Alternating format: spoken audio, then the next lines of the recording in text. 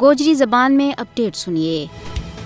مقبوضہ جموں کشمیر کے بیچ صفاق اور مجرمانہ ذہنیت کو مالک مودی جڑو کچھ آج کر رہی ہے، اس کی پیشن گوئی تحریک آزادی کشمیر کا قائد سید علی گیلانی اور نے کئی سال پہلا کی تھی۔ انہوں نے مقبوضہ جموں کشمیر کے بیچ آبادی کا تناسب نہ بٹھاؤن کا ناپاک بھارتی اقدامات کی پیش کی نشاندہی کر دیتی تھی۔ سید علی گیلانی اور نے بھارتی لوکانا مقبوضہ جموں کشمیر کے بیچ آباد کرن گا بھارتی منصوبہ گا وارا میں صحیح نشاندہی کی تھی۔ ہندو کدے بھی مسلمانوں گا بھارت میں ان کو وجود اور مقبوضہ جموں کشمیر کے بیچ مسلم اکثریت کا طور پر قبول نہیں کر سکو۔ مقبوضہ جموں کشمیر کے بیچ بھارتی ناپاک عزائم کا وارا میں سید علی گیلانی اور کی پیشن گوئی ایک ایک کر گئے سچ ثابت ہو رہی ہے۔ مقبوضہ جموں کشمیر میں کئی سالاں پہلا ہندوتوا کا مقبوضہ کشمیر مخالف اقدامات نہ بے نقاب کرنے کے واسطے دنیا سید علی گیلانی کی سوچ نہ اسلام عقیدت پیش کرے۔ سید علی گیلانی بھارتی تسلط مقبوضہ جموں کشمیر کی آزادی کے واسطے اپنا غیر متزلزل عزم کے واسطے سیاںیا جائے اور کشمیری عوام کی بھارت آزادی کی جدوجہد میں واقعی ایک عظیم شخصیت کا مالک تھا،